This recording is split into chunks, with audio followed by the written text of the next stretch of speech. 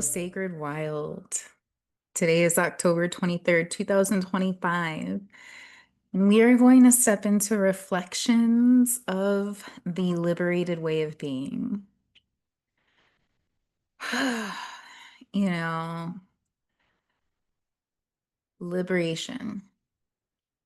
I have a practice that came to me that each calendar year, actually it's more like each seasonal year, starting with the death cycle in winter, a teacher comes to me. You can call it a word, an energy, an intention, whatever name we want to call it. And the first year that this practice happened, the word was liberation. And let me tell you, that was holy fuck. Talk about feeling like I was fighting a war because the life I had led up to until that point was not a liberated life. It was a life where I was constantly fighting and trying and working so hard to be what I thought everybody else wanted me to be, to stand in integrity in everybody else's perception, to make everyone else think that I was a good person, that I was important, that I was lovable, that I was worthy. I was proving myself in everything I did, proving myself to everybody, and even to essences or beings or things that I couldn't name, the ominous, omnipotent they. I was trying to make myself seen by everybody other than myself. And it was that year of liberation, where liberation was my teacher, that I finally realized that everything I had been begging other people for, whether it were partners, my children, my mother, friends, mentors, teachers, counselors, coaches, guides, whatever, I had been begging to be seen by, begging to be heard by. It was never them I wanted to be seen by. It was never them I wanted to be heard by. It was me. It was always me. It was me that I was looking for. I was the one that held the answers. I was the one I was begging to be loved by. And it wasn't until I allowed myself to truly feel what it is to be loved by me, to truly experience what it is like to be loved by me, that I got it. That I could finally stop running on that goddamn hamster wheel. That I could stop fighting these fights. I could stop surviving. I could stop trying to prove myself worthy and important and whole. That I could stop trying to be good enough. That the only person that mattered, that life or death mattered, what they thought about me was me.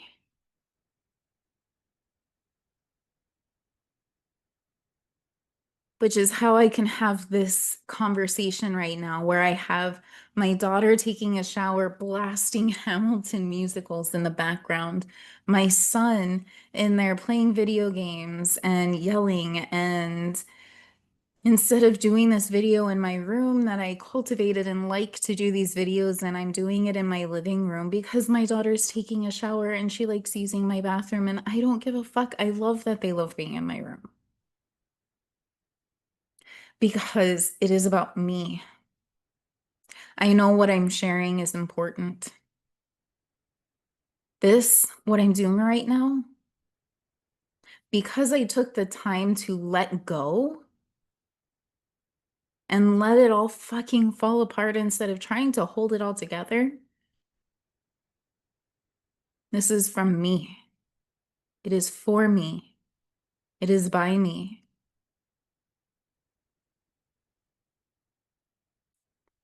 I'm not doing this to gain followers. I'm not doing this to promote my business. And at the time I had taken the break, I had started leaning into that. How do I grow my following? How do I grow? How do I bring in more clients? How do I serve more people? But the piece is that when I try to serve more people and I try to grow and I try to do this, try is just another word for manipulation. But when I tap in and I come as an embodied and liberated woman, and I genuinely and authentically share me, share what's alive for me to share, that's the medicine. And it's the same for you. And I wouldn't be able to be here today doing this if I did not walk through liberation over and over and over again, continuing to refine and realign what liberation is to me, to continue seeing the places in which I am yet to be liberated. It is a daily practice. From the moment I wake up, I ask myself, what do I need? What do I want? What do I need to overflow in abundance?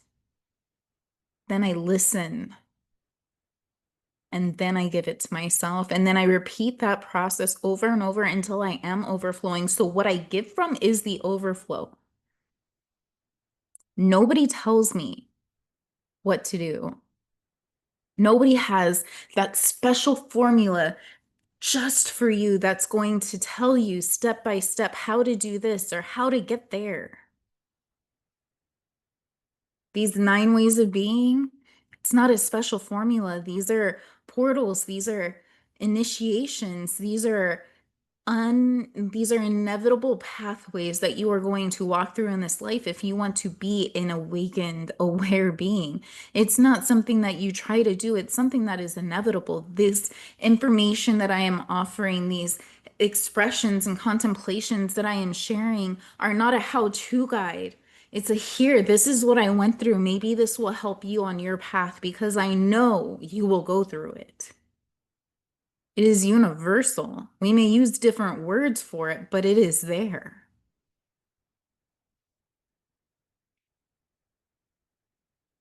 And that expression, these contemplations, and my desire and willingness to share it, I don't have anybody telling me this is what I'm supposed to do or this is what I'm meant to do. Walking the liberated path, it can be fucking scary. You can feel like you're going goddamn crazy sometimes because who the fuck, how do you know you're not crazy? What's the difference from being inspired and being crazy? What is the difference between being a vessel on a channel and being put in a psychiatric ward? The question's open, open-ended. I am open to hear your answers. And being a liberated being, walking this path of liberation, it's really interesting because honestly, yeah, I may look different than I did before. I say not much has changed, but everything is fucking different. I still support my mom. I'm still here for my kids. I still go to my 9 to 5. The difference is that this is all a choice. that I am choosing this life, not being forced to live this life. This life is now a gift instead of a punishment. That it is me calling the shots and nobody else. As I walk deeper in the liberated way of being, I gain more and more support. Being a liberated being is not about doing it yourself. It's not about independence. It's about interdependence. It's about I own my shit. I take care of me and I get to support you. And if we all walk that way, then we are all supporting each other. I get to offer my skills to the world, my talents, my gifts, my medicine. And if everybody were to be offering their medicine to this world, we would need for nothing. We would want for nothing.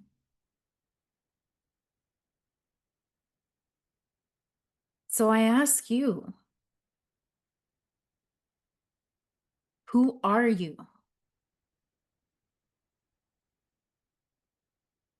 Not who did this world tell you you are? Not who do you think other people think you are? Who the fuck are you? You don't have to use words either. Allow that essence to just fill you and then move from that. When that fire is ignited, when you are feeling that spark of that life force energy, that embodied, empowered, like I fucking got me energy, what are you guided to do right now? What is the next step? You don't have to know the next 10 steps. You don't have to know what's going to happen in a year. You don't have to know, you don't even have to know what it's going to look like or what the outcome is going to be. There, it doesn't have to be any reason other than this is what I'm guided to do. Can you stand with yourself, with your intuition, your instincts that deeply? And we'll get deeper into that when we get into the mystery way of being. But right now, what areas are you continuing to allow other people to define you?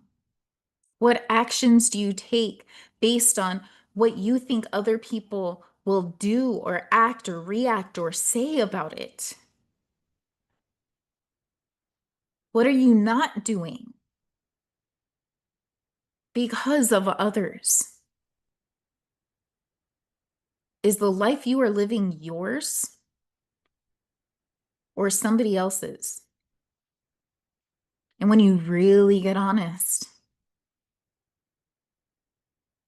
and if a lot of those answers are that you are living your life for somebody else,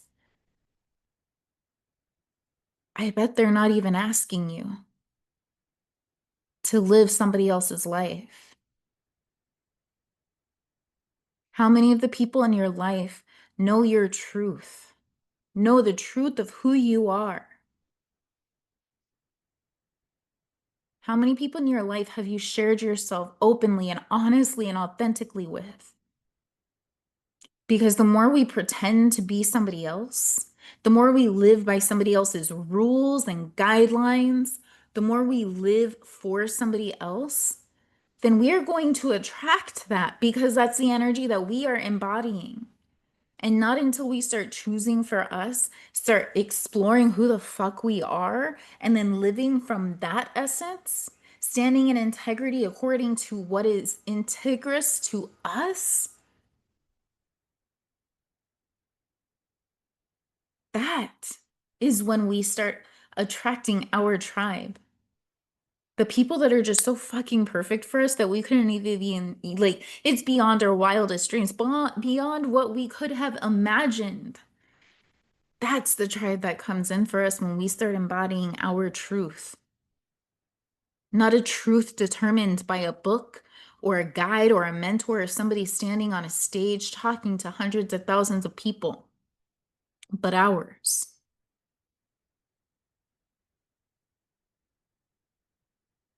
And then all of a sudden, life becomes a little bit easier and simpler.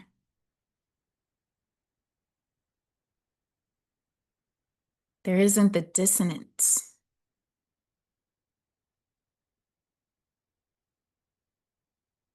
So, whose life are you living?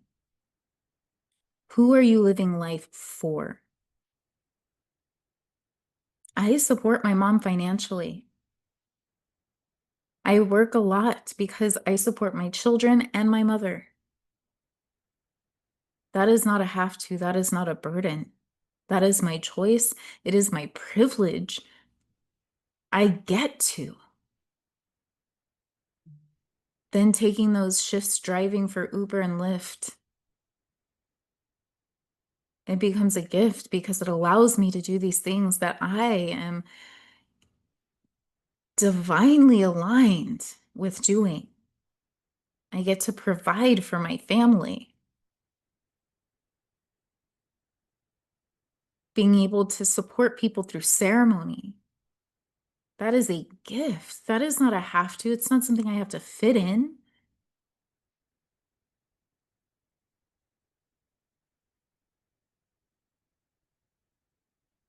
So, what beliefs, identities, stories, and thoughts are yours and what aren't? And then do your actions, words, and energy align with that? With what is true for you, with what is aligned for you now?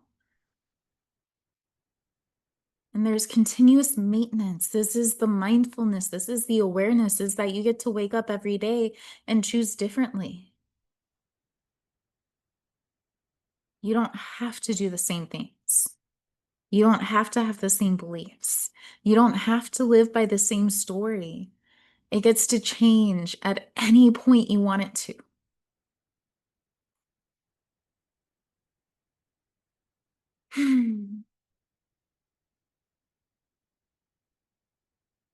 Our next way of being is the beauty way of being. And it's always so magical to me to see how divinely orchestrated these ways of being are. You know, this way of being, the liberated way of being, is the solar plexus, our independence, our liberation, our authenticity, our truth, our empowerment. Then we're going to be moving into the heart. So spend some time opening this energy center that is right above your navel. Feel into it. Allow it to tell you the stories that live there. Give it time and space and attention.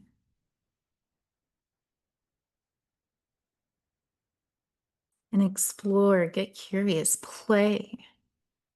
Who are you? It is quite the marvelous adventure. And I'm excited to see what unfolds. Have a beautiful evening, Sacred Wild.